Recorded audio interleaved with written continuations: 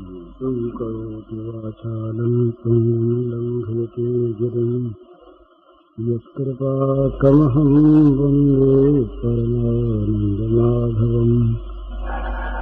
श्रीमन्मदनगोपालं बृन्दारण्यपुरन्दरं श्रीगोविन्दं प्रपद्येऽहं दीनानुग्रहकारकम्। वन्दे मुकुन्दमरविन्ददलायताक्षम् कुन्देन्दुशङ्खदशनं शिशुगोपवेशम् इन्द्रादिदेवगणवन्दतपादपीठम् वृन्दावनालयमहं वसुदेवसूनुम्। नवजलधरवरनं चम्पकोद्भासिकरनम् विकसितनलिनाश्रियं विस्फुरन्नन्दहास्यम् कनकरुचिदुकूलं चारुबर्हावचूलं कमपि निखिलसारं नौमि गोपीकुमारम्।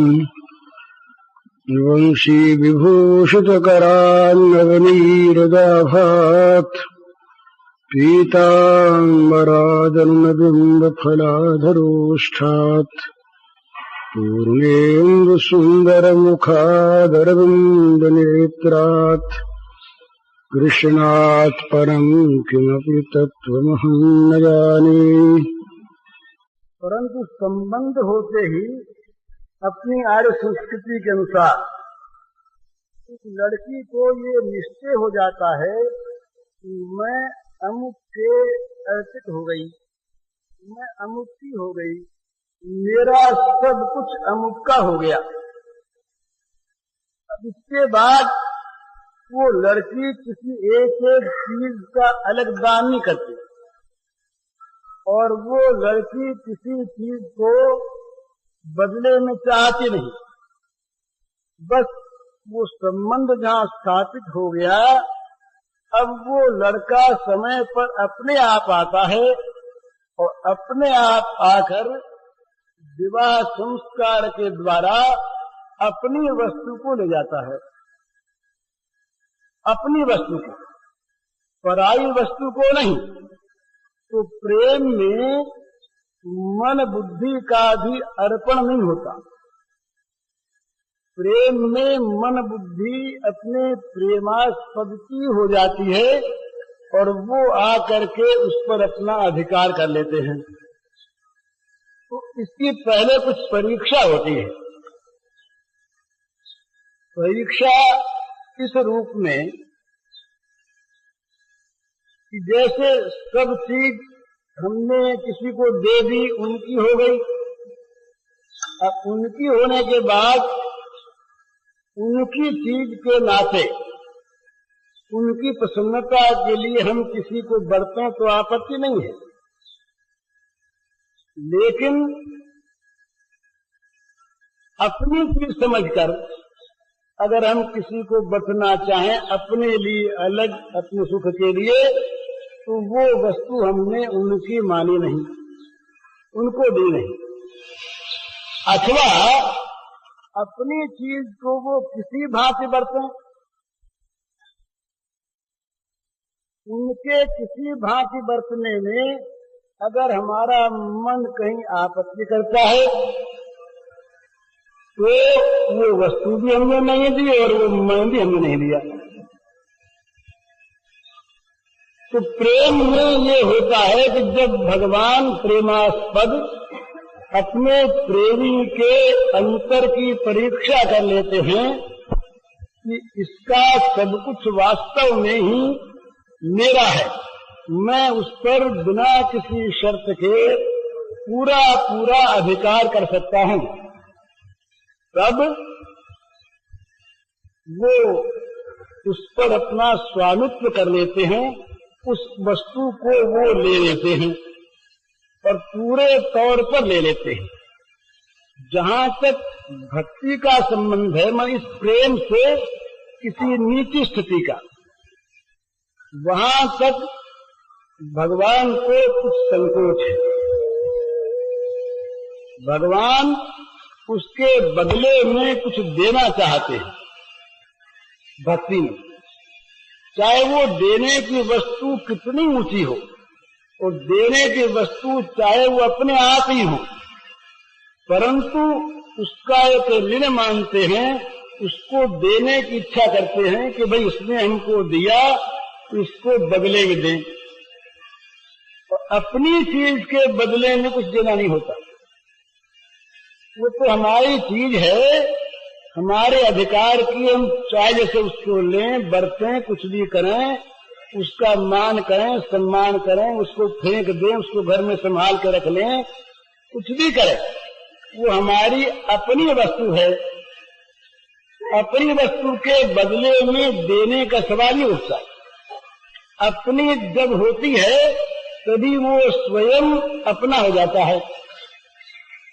ये एक बड़ी सुंदर कथा आती है, तो शायद कभी मुझे याद नहीं, कही नहीं थी कही, वही कालाचांद गीता में 5 सखियां बैठी हुई जंगल में फूल की वेणी गूंथ रही थी। तो और वो बड़ी उदास थी, वो परस्पर पूछ रही थी, कुछ रो भी रही थी। तो उधर से एक महात्मा निकले, उस महात्मा से पूछा उनमें से एक सखी ने कि भाई हमारे प्राणनाथ श्याम सुंदर वन में कहीं छिप गए हैं या खो गए हैं, आप सब जगह घूमते हैं, आपने देखा हो तो बताइए वो कहाँ है। तो महात्मा ने कहा कि भाई तुम किसकी बात कहती हो? बोले वो हमारे भगवान हैं और वो कहाँ खो गए हैं। तो महात्मा ने कहा कि तुम लोग बड़ी पगली मालूम होती हो। अरे कहीं भगवान यूं श्रृंगार करने और वेणी गूंथने से मिलते हैं? भगवान कहीं श्रृंगार करने और वेणी गूंथने, वेणी में फूल लगाने, इससे कहीं भगवान मिलते हैं? अगर भगवान की चाह तुम लोगों को हो तो वैराग्य करो, भगवान की चाह हो तो सिर मुड़वाओ, भगवान की चाह हो तो तपस्या करो, तब भगवान प्राप्त हो। तो वो आपस में जिसे करनी देखने लगी तो भाई ये महात्मा कौन से भगवान की बात कह रहे हैं। उनको समझ में नहीं आया कि हमारे भगवान की बात तो इशादे नहीं कहते। तो उन्होंने कहा महाराज बात क्या है, आप क्या कह रहे हैं? बोले हम ठीक कह रहे हैं, कहीं भगवान यूं मिलते हैं। तो एक सखी बोली कि महाराज हम तो ये समझती है, हमारा तो ये अनुभव है, हम ही अपने केशों का श्रृंगार करते हैं, इसलिए करते हैं कि हमारे इन केशों को देख करके हमारे भगवान जो श्याम सुंदर हैं वो प्रसन्न होते हैं। मैंने अपना कहीं कुछ नहीं, हम जो और एक बात है, हमारे जो ये लंबे लंबे काले काले केश हैं, जब कभी श्याम सुंदर कहीं चले जाते हैं उन केशों को हम अपने सामने लेकर के श्री कृष्ण की स्मृति करते हैं। और महाराज हम जो ये श्रृंगार करते हैं, बेनी गूंथती हैं, फूल लगाती हैं, ये तो इसीलिए लगाती हैं कि उनको इससे सुख मिलता है। तो महाराज ने कहा भाई ऐसी बात नहीं है, तुम लोग भूल में हो। तो उन्होंने पूछा कि फिर आप बताओ, हमें मालूम होता है कि आप जिस भगवान की बात कहते हैं वो भगवान शायद कोई दूसरा होगा, हमारे वाले दूसरे हैं, तो बताइए वो आपके भगवान कौन है, कैसे हैं? तो महात्मा बोले कि भाई भगवान तो 10-20 होते हैं क्या? भगवान तो एक ही होते हैं, और जो हमारे भगवान है वो राजराजेश्वर, वो बुरे का दंड देते हैं और अच्छे का पुरस्कार देते हैं। तो दंड दाता है, पुरस्कार दाता है और राजराजेश्वर है। तब वो सब हंसने लगी, बोले हाँ ठीक मालूम हो गया, आपके दूसरे हैं, हमारे वाले आते हैं। तो महात्मा ने पूछा भाई तुम्हारे वाले फिर वो कौन है? तो कहने लगी बड़ी सरलता से, वो बोली कि हमारे जो भगवान हैं वो राजराजेश्वर नहीं है, और होते हैं राजराजेश्वर, और अगर है तो दूसरों के लिए। हमारे तो वो स्वामी हैं, हमारे तो वो अपने स्वामी हैं। और आपने कहा कि वो इनाम देते हैं, तो ये बात भी हमारी समझ में आई, क्योंकि हमारे स्वामी के तो तिजोरी की चाबी हमारे पास रहती है, वो इनाम क्या देते, तो चीजें हमारी है। और आप कहते हैं कि दंड देते हैं, तो हमारे तो दंड देते नहीं। अगर कहीं थोड़ा निकल जाए और उसको कोई स्वामी रोगनाश के लिए कटवा दे, चिरवा दे, कड़वी दवा दे दे, ये दंड थोड़ा ही है, ये तो प्रेम है। प्रेम के मारे वो हमारे रोग को देख नहीं सकते। तो हमारे जो भगवान है वो न दंडदाता है न पुरस्कार दाता है, वो तो हमारे अपने स्वामी हैं। उनका सब कुछ हमारा है और हमारा तो उनके सिवा कुछ ही नहीं। तो हमारा जीवन, हमारा श्रृंगार, ये जो कुछ भी है ये सब उनके लिए, हमारे लिए नहीं। अब महात्मा के समझ में बात आई कि भाई ये तो कोई हमसे ऊंची चीज है। तब कहा कि भाई तो तुम्हारे जो भगवान है उनका वर्णन तो करो कैसे है। तो लगी वर्णन करने, और वर्णन करते करते उनको प्रेम आ गया, वो सब के सब उन्मत्त हो गई, और उसी के साथ साथ वो महात्मा भी उन्मत्त हो गए। ये मैंने संक्षेप में कहा है, इसकी लंबी कथा वहां पर। तो ये प्रेम जहां होता है वहां प्रेम में एक बात, एक अपने लिए, अपने सुख के लिए, अपने आराम के लिए अलग कोई चीज रहती नहीं। वहां तो वो जो कुछ भी करता है वो प्राणनाथ करवाते हैं, और प्राणनाथ के लिए करता है। अगर प्राणनाथ चाहते हैं कि ये भस्म रमा ले तो भस्म रमा ले, प्राणनाथ चाहते हैं कि श्रृंगार करे तो श्रृंगार करे, वो चाहते हैं कि जाकर के चिता में बैठ जाए तो बैठ जाए, वो चाहते हैं कि ये किसी महल में रहे तो महल में रहे। माने उसका अपना, अपने लिए कुछ रहता नहीं। जो कुछ भी उसका है उस पर वो स्वयं भगवान प्राणनाथ प्रियतम अपनी वस्तु समझकर, दूसरे के समझकर नहीं, अपनी वस्तु समझकर उस पर अपना पूर्णाधिकार कर लेते हैं। तो ये प्रेम में ऐसा होता है। तो यदि ऐसे प्रेम का नाम भक्ति हो तो कोई आपत्ति नहीं है। ये तो उसका अलग अलग भेद बतलाने के लिए दो स्थितियों का, एक का नाम भक्ति रख लिया, एक का नाम प्रेम रख लिया। वास्तव में जब भगवान का सब कुछ हो जाता है तब ये प्रेम वहां पर प्रस्फुटित होता है, खिलता है। जहां तक किसी प्रकार से भी हम कुछ भी पाना चाहते हैं, यहां तक अगर हम अहंकार की पुष्टि चाहते हैं कि भाई ये हमको भक्त मान ले,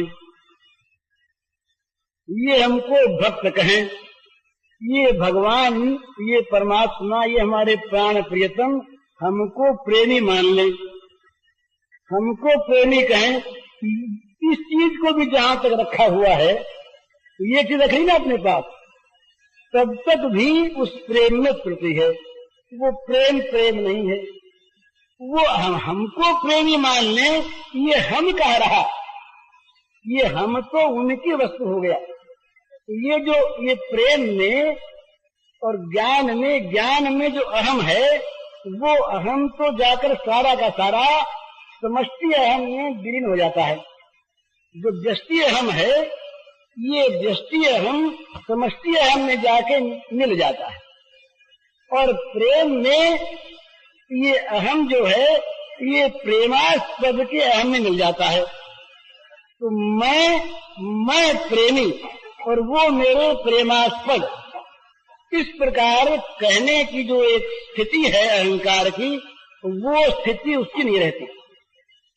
वो कहता है ये मेरी चीज है, वो कहता है मेरी चीज है। ये चीज कोई अलग है, मैं कोई अलग हूँ, मैं अलग अपने लिए कुछ स्थिति रखता हूँ, कुछ चाहता हूँ, ये बात प्रेम में नहीं होती। तो ये जो भक्ति की जब आत्मनिवेदन पूर्णतया परिपुष्ट होकर जब सर्वथा अपने प्राण प्रियतम परमात्मा के प्रति हो जाता है, तब उस निवेदित वस्तु को भगवान ले लेते हैं। इतना सा अंतर है। अंतर इतना सा ही है कि देने योग्य उसके पास कुछ रहता नहीं और देने वाला नहीं रहता। मेरी कोई वस्तु हो तो मैं अर्पण करूं, और अर्पण करने वाला मैं उससे कोई अलग अभिमान वाला हूं तो अर्पण करूं। इसको ठीक से समझ लीजिए। अर्पण करने में दो वस्तुओं की आवश्यकता होती है। एक तो अर्पण करने योग्य वस्तु और एक अर्पण करने वाला। वस्तु नहीं है तो अर्पण क्या करेगा, और अर्पण करने वाला नहीं है तो अर्पण कौन करेगा।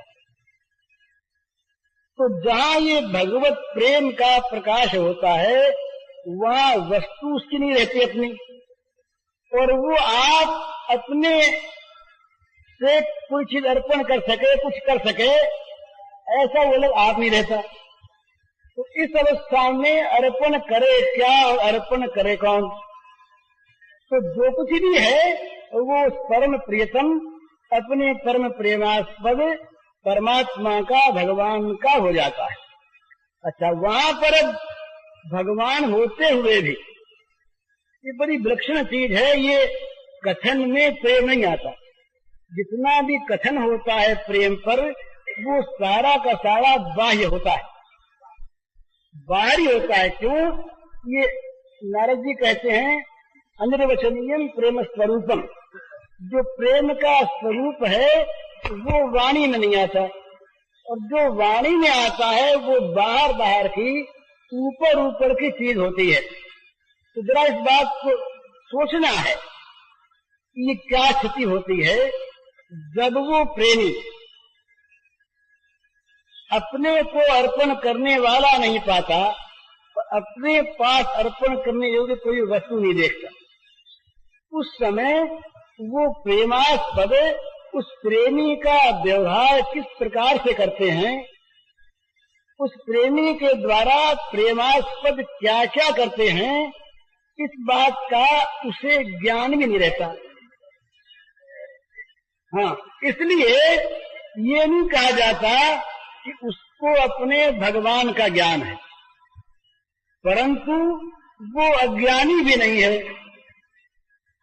ये बड़ी विलक्षण बात है। अज्ञानी न होते हुए ज्ञान नहीं है। ये प्रेम की दशा है वैचित्र्य।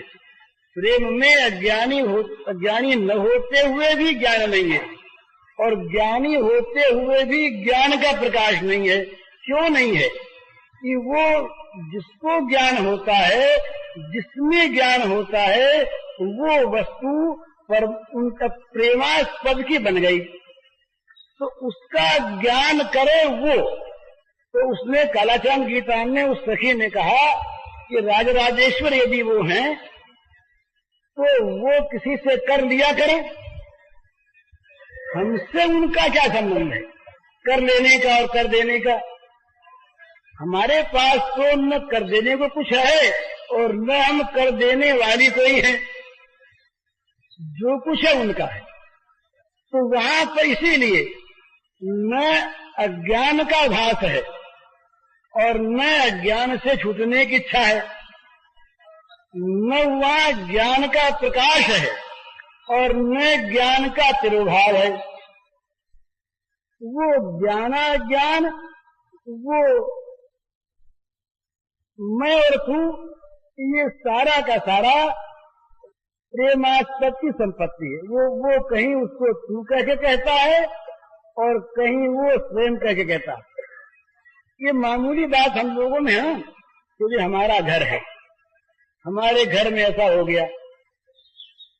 अब उसमें क्या है? हमारा घर है। हमारी स्त्री नहीं कहते हम लोगों में, हमारा घर है और वो हमारे हैं। इसका भाव क्या है?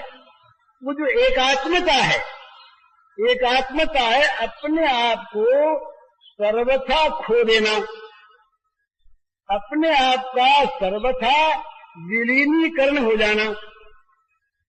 उनके साथ, उनके आत्मा के साथ, उनके साथ अपना इस प्रकार का तादात्म्य हो जाना कि दूसरा कोई कहीं किसी प्रकार से भी है, इसका अपने को ज्ञान न रहना, न अपने लिए और न उनके लिए।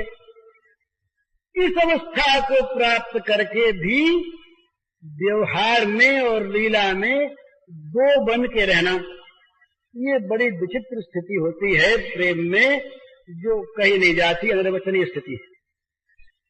इसीलिए श्री राधा कृष्ण की निकुंज लीलाओं में ऐसी बातें आती हैं कि वो भूल जाते हैं, वो मिले रहत पर कबू मिले न।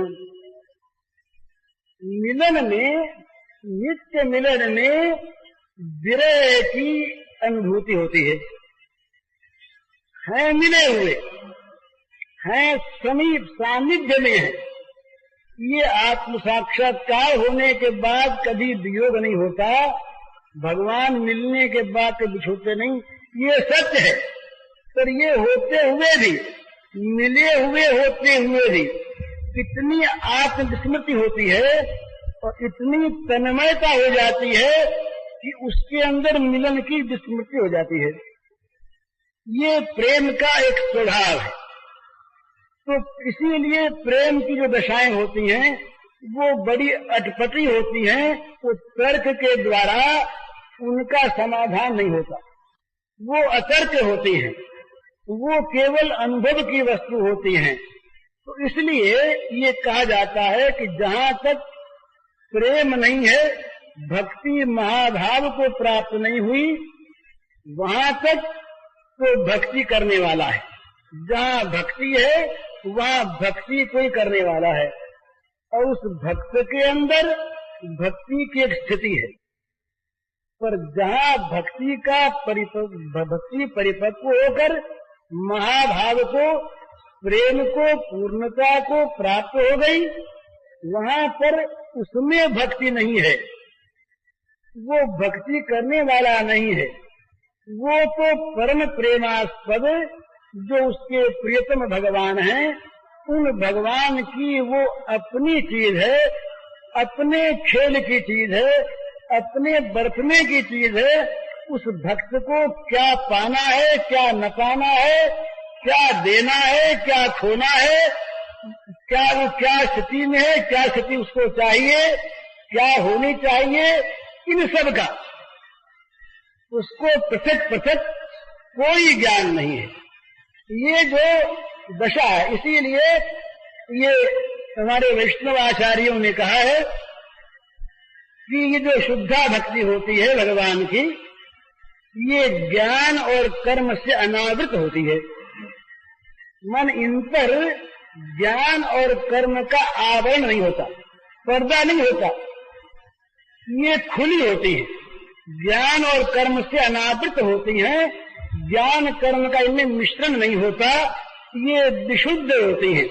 विशुद्ध का अर्थ यह है कि वहाँ ज्ञान और कर्म इन दोनों की जिसमें आवश्यकता होती है, इन दोनों को जहाँ स्थान होता है, ये दोनों जहाँ रहते हैं, वो रहने की जगह प्रेम में नहीं रहती। उस जगह को सर्वथा प्रेमास्पद अपने अंदर लेकर के अपना रूप बना देता है। तो प्रेमास्पद की चीज, प्रेमास्पद का कार्य, ये अपने आप में चलता है। ऐसी अवस्था में वो जहाँ तक भक्त है, वहाँ तक भगवान के प्रति उसका भाव है। जहाँ तक वो भक्त है, वहाँ तक भगवान की सेवा के लिए काम करता है। जहाँ तक वो कर्मयोगी है, वहाँ तक कर्म के द्वारा भगवान की पूजा करता है। जहाँ तक वो ज्ञान योगी है, वहाँ तक ज्ञान के द्वारा भगवान के स्वरूप का साक्षात्कार करता है। परंतु ये जो प्रेमी है, इसकी ऐसी विचित्र स्थिति होती है कि ये अपने आप में अपने आप कुछ रहता नहीं। ऐसी अवस्था में वो मुक्ति किसकी चाहे, ऐसी अवस्था में किसके बंधन का वो अनुभव करे, ऐसी अवस्था में वो कर्म कैसे करे, और ऐसी अवस्था में वो कर्म के द्वारा पूजा किसकी करे, क्योंकि वो कर्म, ज्ञान, पूजा और पूजक, ये सारा का सारा जितना भी ये पृथक पृथक भाव है, ये सारा का सारा उस प्रेमास्पद में जाकर प्रेमास्पद रूप बन जाता है। तो वो जो प्रेमास्पद है वो अपने आप अपनी चीज, जैसे वो किसी आदमी के द्वारा काम करवाता सो नहीं, अपने हाथ से, अपनी वाणी से, अपने मन से जैसे करता है, इसी प्रकार उसका मन, उसकी वाणी, ये उसकी अपनी धर्म सामग्री बन जाती है, अपने से अलग नहीं। इस अवस्था में वो जो कुछ भी करता है उसमें न कोई शिकायत है और न कोई मांग है, न शिकायत है न मांग है, न कुछ देना है न उससे लेना है, उसकी अपनी चीज है। तो ये जो पूर्ण समर्पण है, जो समर्पण करने वाला न रहने पर समर्पित हो जाता है, स्वामित्व में आ जाता है अपने प्राण प्रियतम के, ये स्थिति जो है इसका नाम प्रेम है। और हाँ, भक्ति का जो परिपूर्णतम स्वरूप है वो प्रेम है। हाँ, समर्पण भाव भक्ति में है, प्रेम में समर्पण करने वाला कोई है नहीं। प्रेम में तो समर्पित वस्तु वो आप है, समर्पित वस्तु उसकी वस्तुएं हैं, उसके पास न अपनी वस्तु है और न वो आप अर्पण करने वाला है। यही श्री राधिका जी का रूप है। श्री राधिका जी का रूप जो माना है वो ठीक यही रूप है। उस रूप में न समर्पण करने वाला है और न समर्पण करने की कोई वस्तु है। फिर जो कुछ भी उसमें भाव विकास होता है, ये क्या होता है? प्रेम में बड़े बड़े भावों का विकास होता है, विचित्र विचित्र। वो भावों का विकास सारा का सारा वो प्रेमास्पद अपने आप अपना रसास्वादन करने के लिए वो किया करते हैं। माने राधिका के रूप में स्वयं श्री कृष्ण ही राधिका होकर राधा के भावों से कृष्ण के रस का समास्वादन करती है, और राधा भावों की जो रसानुभूति है उसे प्राप्त करने के लिए श्री कृष्ण के रूप में राधा भावों का समास्वादन करते हैं। तो ये इस प्रकार की स्थिति होती है। ये राधिका जो है ये हम लोगों की तरह से ये पांच भौतिक देह वाली कोई स्त्री विशेष नहीं है। ये तो भगवान का जो महाभाव है, भगवान का जो आनंदांश है, वो जो भगवान का आनंद स्वरूप है, वो आनंद स्वरूप ही राधा के रूप में अभिव्यक्त है। प्रेम के द्वारा उस आनंद की अभिव्यक्ति होती है, प्रेम के द्वारा उस आनंद की रसानुभूति होती है। और इस लीला में वो एक दूसरे के प्रेमी और प्रेमास्पद हैं। लीला में एक होते हुए भी प्रेमी और प्रेमास्पद का स्वरूप क्या, ये तो ठीक समझ लेना है। हमारे द्वारा, हमारे प्रत्येक कर्म के द्वारा, हमारी प्रत्येक स्थिति के द्वारा, हमारी प्रत्येक वस्तु के द्वारा, हमारी प्रत्येक चेष्टा के द्वारा हमारे प्रियतम को सुख मिले, इसका नाम प्रेम है। और उसके द्वारा, हमारे प्रेमी के द्वारा, हमारे मित्र के द्वारा, हमारे बंधु के द्वारा हमको सुख मिले, हमारे इंद्रियों की मन की तृप्ति हो, हमें आनंद मिले, इसका नाम काम है। ये लोक में भी जहाँ दूसरे से मित्र के नाते भी, प्रेम के नाते भी, पति पत्नी के नाते भी, पिता पुत्र के नाते, गुरु शिष्य के नाते, किसी भी नाते से जहाँ दूसरे से अपने सुख पाने की अभिलाषा है, तो उसका नाम कितना ऊंचा प्रेम हो, वो काम है। और जहाँ अपने द्वारा अपने अपना इंद्रिय, अपना मन, अपनी बुद्धि, अपना चित्त, अपना अहंकार, अपनी सारी वस्तुएं, अपना लोक, अपना परलोक, अपना भोग, अपना मोक्ष, इन सब के द्वारा जहाँ प्रियतम के सुख की चाह है उसका नाम है प्रेम। इस प्रेम में जो प्रेमी होता है वो जिसमें प्रेम करता है उसको सुख देना चाहता है, और वो प्रेमास्पद मानता है इसको प्रेमास्पद प्रेरित, ये उसको सुख देना चाहता है। इसका अर्थ क्या हुआ? वो करता है उसके मन की और वो करता है उसके मन की। अपने मन की बात वो नहीं करते। ये कितनी विलक्षण बात है। अपने मन की बात वो चाहता है ये मेरा प्रेमास्पद, इसके मन की बात मैं कहूं जिसमें सुखी रहे, और वो चाहता है ये मेरा प्रेमास्पद, इसके मन की बात मैं कहूं तो सुखी रहे। और फिर अपना सुखी क्या है? उसको सुखी देख रखना सुख है, इसमें अपना सुख है, और तो सुख ही नहीं तो सुखे सुखे तुम। उस प्रेमास्पद का सुखी अपना सुख है, उसको सुख पहुंचाना ये तो अपने जीवन का स्वभाव, और उसके सुख से सुखी होना ये जीवन का उद्देश्य।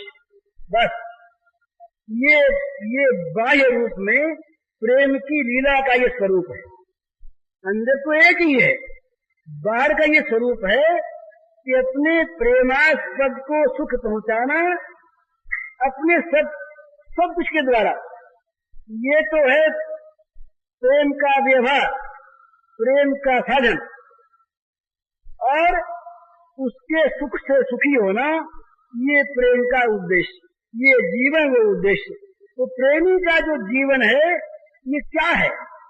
एक वाक्य में कहें तो प्रेमास्पद को सुखी बनाने का जीवन है। अपने मन की बात कहीं रही नहीं गई, अपने मन की बात छोड़ दें हम सुखी हो जाएं, ये जो कहा जाता है इस प्रेम में तो अपने मन की बात छोड़े बिना प्रेम आता ही नहीं। यहाँ तो प्रेमास्पद के मन की बात अपनी बात का मन मनस्का मत प्राण मदथित देही का, ये अपना मन अलग कुछ चाहता हो, अपने मन की बात अलग होनी चाहिए, अपने मन की प्रसन्नता होनी चाहिए, अपने मन की रुचि पूर्ण होनी चाहिए। ये जहाँ पर है वहाँ पर तो काम है, वहाँ प्रेम ही नहीं। तो प्रेमी का जीवन है प्रेमास्पद के मन की बात करना। बस वो भुक्ति मुक्ति पाप नाश पुण्य कर्म कुछ नहीं करता चाहता, वो तो इतने नहीं उसका सारा जीवन आके केंद्रित हो जाता है इतने से में कि प्रेमास्पद के मन की बात मेरे द्वारा होती रहे। बस वो चाहे नरक की प्राप्ति हो, चाहे स्वर्ग की प्राप्ति हो, चाहे मोक्ष की प्राप्ति हो, चाहे सदा के लिए इनका निर्वासन हो, कुछ भी हो, प्रेमास्पद के मन की बात करना ये प्रेमी का जीवन। और उसको सुख क्या है? बस प्रेमास्पद को सुखी देकर सुखी होना।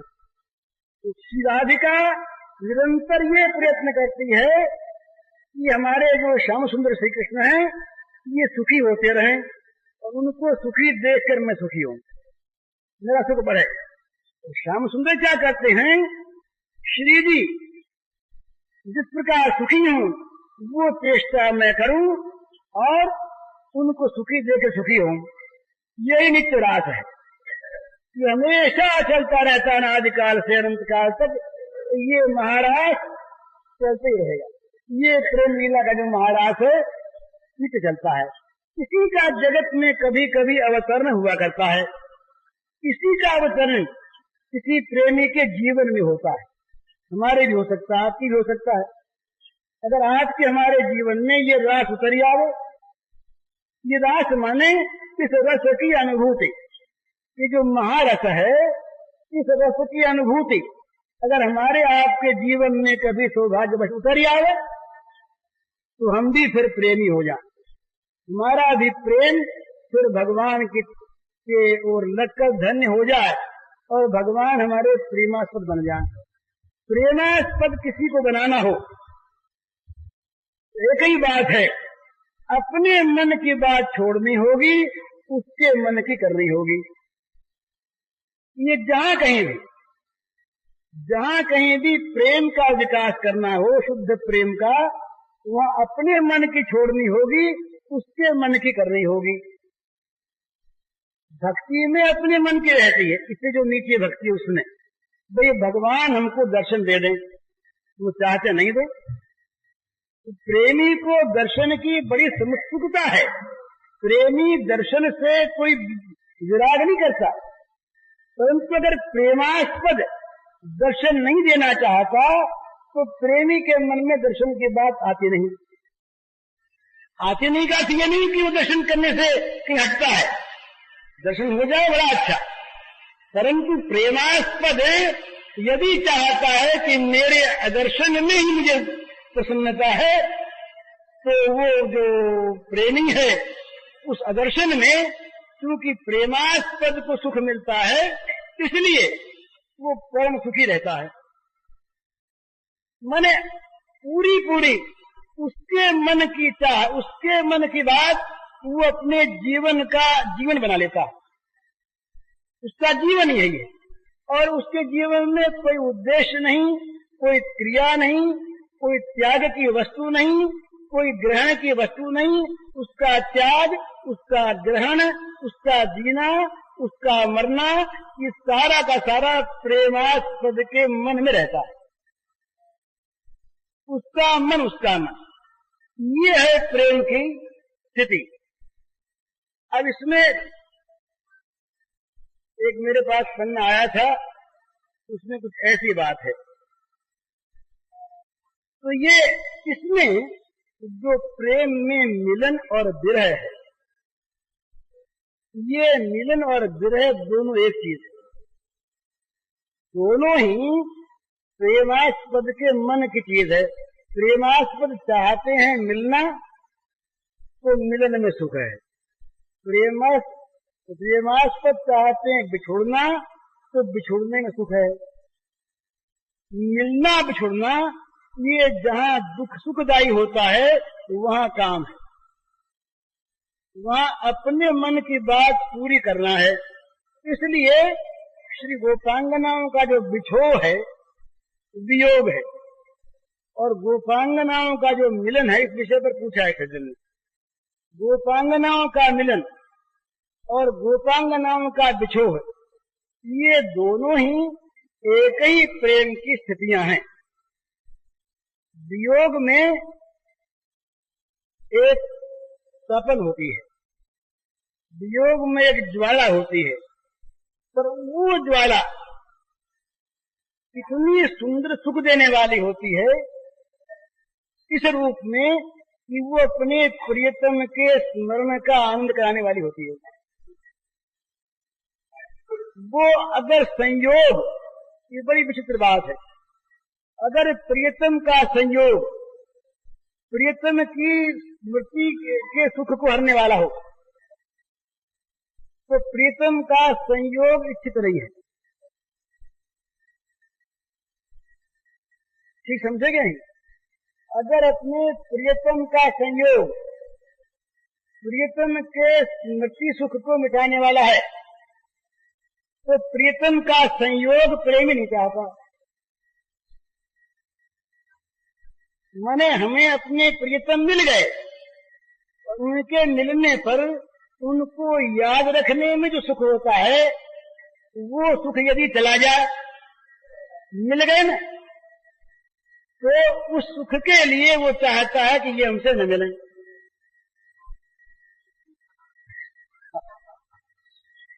तो इसीलिए कहा जाता है कि ये भगवत प्रेम में और ये गोपी प्रेम में खास तौर पर एक विचित्र बात है।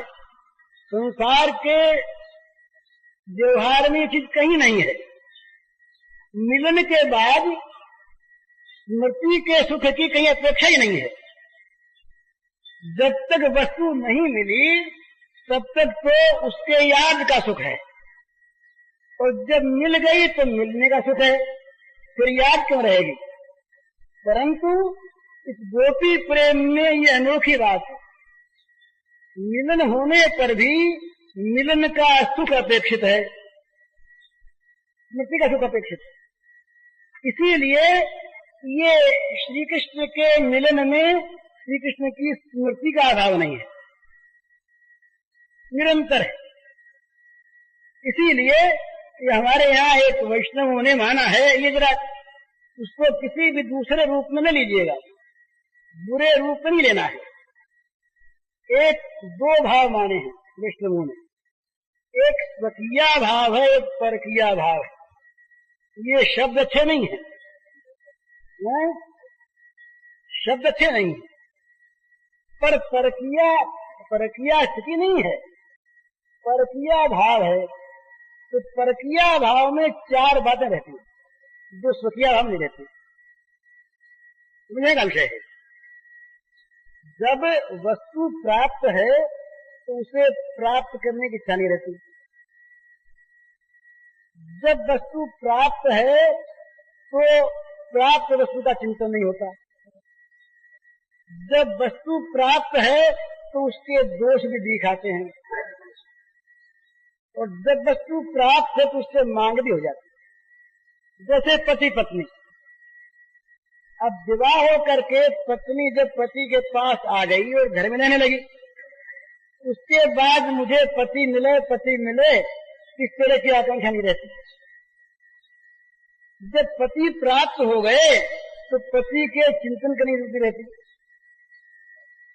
और जब पति के पास निरंतर रहना है, एक घर है, एक चीज है, तो कभी पति से वो पत्नी कहती, बीवी देखो आज आपने भूल की, अब कैसा नहीं करना चाहिए, आप देखिए बहुत भूल कर दिया करती। तो कहती एक आत्मसात से ही उसके मन में कोई विरोध या द्वैत नहीं है, तथापि पति के दोष की उसके चित्त में कल्पना हो जाती है। और चौथी बात, पति के पास रहती एक घर है, भाई आज घर में साग नहीं है, आज घर में कपड़ा नहीं है बच्चे के लिए, तो आपको लाना चाहिए, ये मांग हो जाती है। ये स्वकीया में। परकीया में नित्य चिंतन है, नित्य मिलन की आकांक्षा है, दोष कभी दिखता ही नहीं और मांग कुछ है ही नहीं। तो ये चार बातें श्री कृष्ण प्रेम में गोपांगनाओं को श्री कृष्ण का मिलन होने पर भी रहती थी। ये परकीया भाव, श्री कृष्ण का मिलन है, भगवान प्राप्त हो गए, भगवान के प्राप्त होने के बाद भी मानो नहीं प्राप्त हुए, माने वो इस प्रकार की विलक्षण चीज है कि मिलने पर भी, मिल जाने पर भी एक मिलने की इच्छा में जो सुख है आतुरता में, वो उनके मन में लगा रहता है। तो मिलने पर भी मिलने की इच्छा, वस्तु के प्राप्त होने पर भी उसका चिंतन न छूटना, किसी प्रकार से कभी भी दोष दिखना ही नहीं, और किसी वस्तु की कभी भी मांग न होना, नित्य प्राप्त करने की आकांक्षा, नित्य चिंतन सुख, नित्य निष्काम भाव और नित्य दोष दर्शन का अभाव। ये चार बातें स्वाभाविक होती हैं, ये श्री गोपियों के चरित्र की चार बातें। मिलन पर भी, मिलने पर भी एक बड़ी विचित्र बात है, ये वस्तु हम चाहते हैं, नहीं मिली, उस चाह में जो एक सुख है, मिलेगी मिलेगी मिलेगी, वस्तु प्राप्त होने पर मिलन का सुख तो हुआ, पर ये जो चाह का सुख है ये मिट गया, तो एक वस्तु, बड़ी वस्तु का अभाव हो गया। ये जो सुख था इसका अभाव हो गया, तो वो कहती हैं कि मिल भी जाओ पर हमारी ये वस्तु भी बनी रहे। दूसरी बात, किसी का हम चिंतन करते हैं तो उसके चिंतन में बड़ा सुख मिलता है, और वो वस्तु प्राप्त हो गई, तो प्राप्त होने के बाद याद करना क्या, और जो याद करने का सुख है वो सुख चला न जाए मिलने पर, तो वो गोपी कहती है कि हमें ये भी चाहिए, तुम मिले भी रहो तो तुम्हारा चिंतन न छूटे। तीसरी बात, तुम मिल गए, तुम्हारे मिलने पर भी कभी हमारी ये वृत्ति न हो कि तुमने कोई दोष दिखाई दे। मिलने पर दिखाई दिया करते हैं, दूर दूर से तो नहीं देखते, तो जब मिल जाते हैं और जब स्वाभाविकता हो जाती है तब भाई ये भूल, इन्होंने ये भूल की, मित्र मित्र कहते हैं, पिता पुत्र कहते हैं, ये भूल कर दी पिताजी ने, ये उन्होंने काम ठीक नहीं किया। ये भूल वो गोपी कहती है कि हमारे मन में कभी उदय हो ही नहीं कि तुम भूल करते हो, दोष दिखे नहीं। और चौथी बात, हमारे मन में तुमसे कभी कुछ मांगने की आवे नहीं। हम तो तुमको पाकर, तुम्हारे चिंतन को पाकर नित्य परितृप्त हैं। कोई वस्तु हमारे पास ऐसी नहीं कि जिसके छोड़ने की मांग हो, और कोई वस्तु ऐसी नहीं जिसके प्राप्त करने की मांग हो। छोड़ना और प्राप्त करना ये दोनों तो तब होता जब हम तुमसे अलग अपने लिए कोई चीज मांगने वाली रहती, हम तो अलग ही नहीं। इस प्रकार का ये भगवान के साथ कैवली है।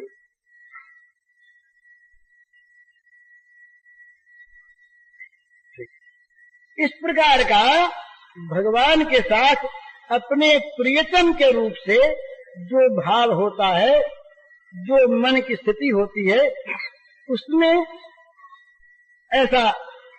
ऐसी भाव तरंगे उठा करती है। ये प्रेम जो है ना, प्रेम अंदर से तो महान महान शांत है,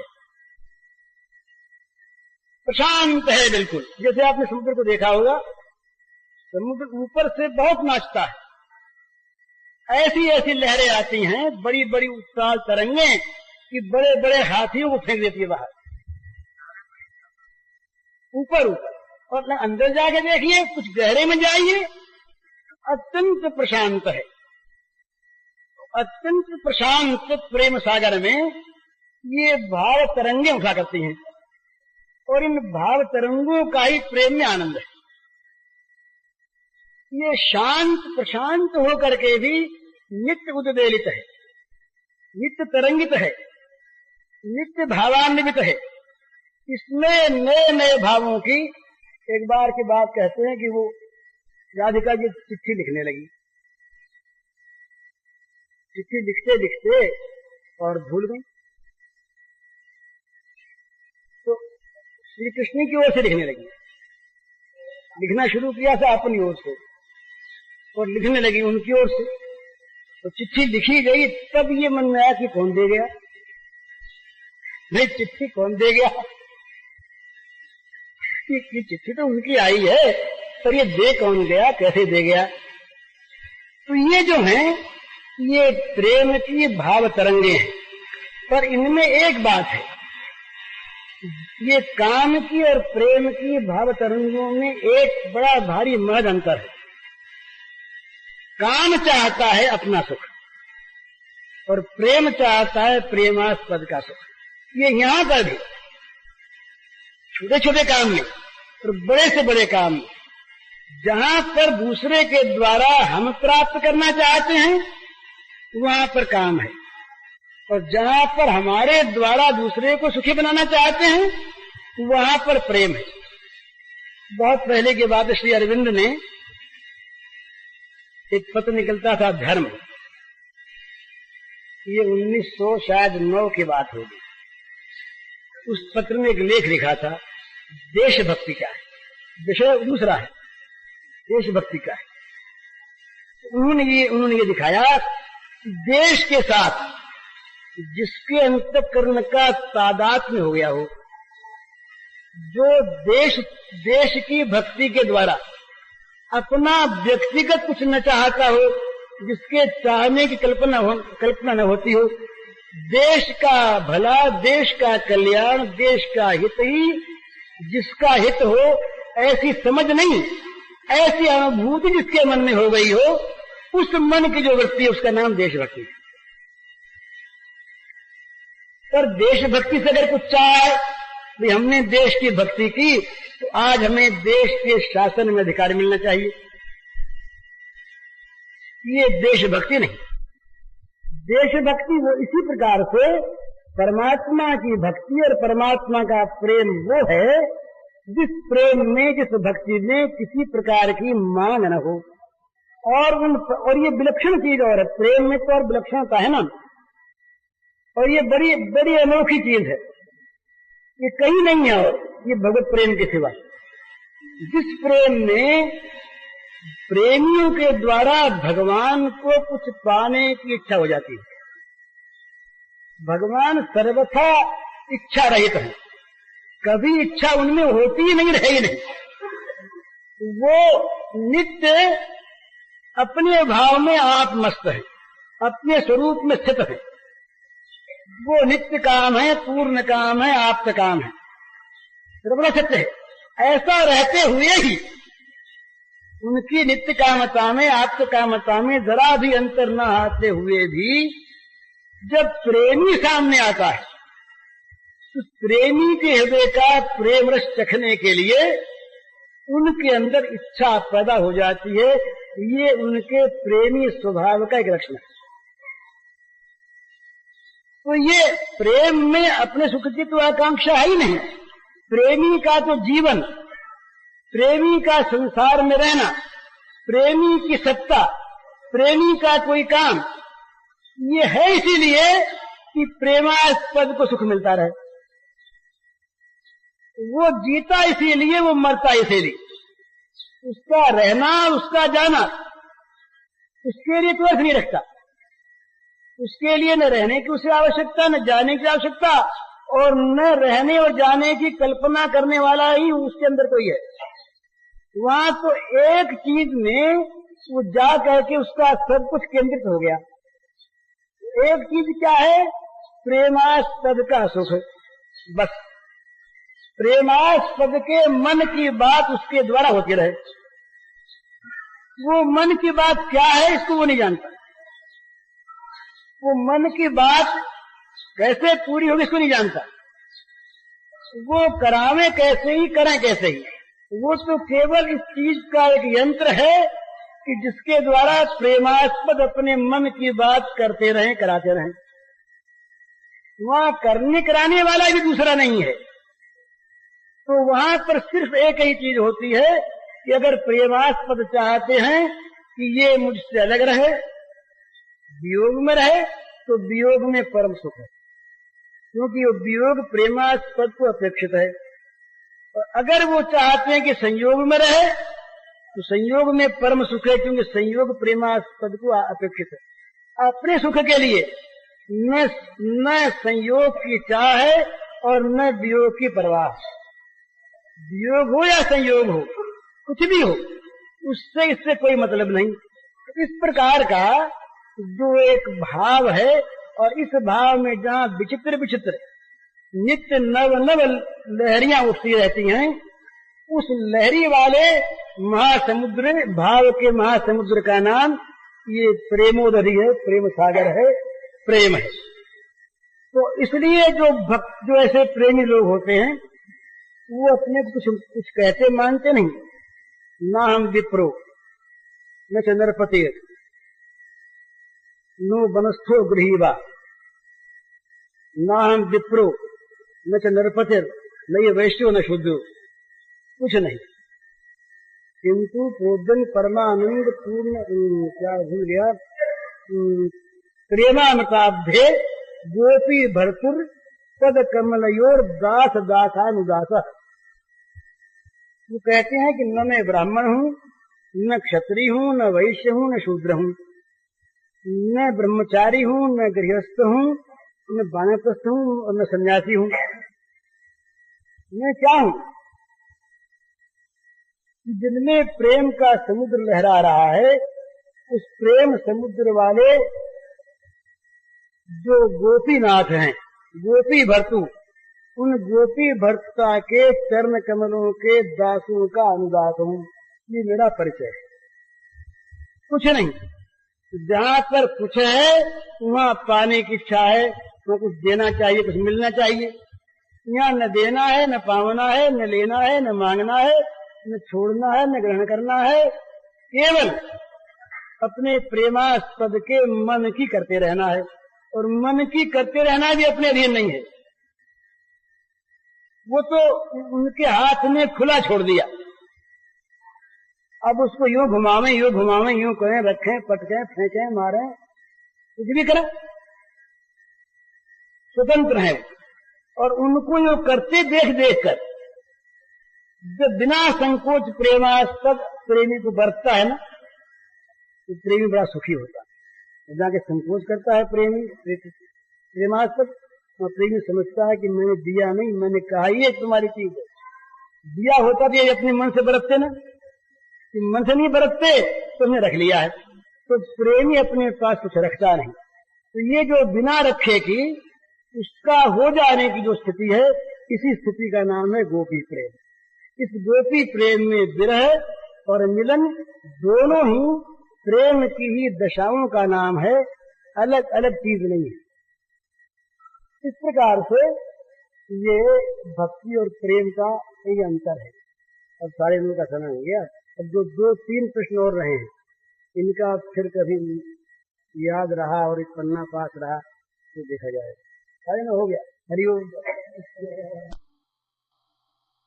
पूज्य श्री भाई जी के इस प्रवचन का शीर्षक है प्रेम के भावों की अनोखी व्याख्या, और इसका कैसेट संख्या है 8।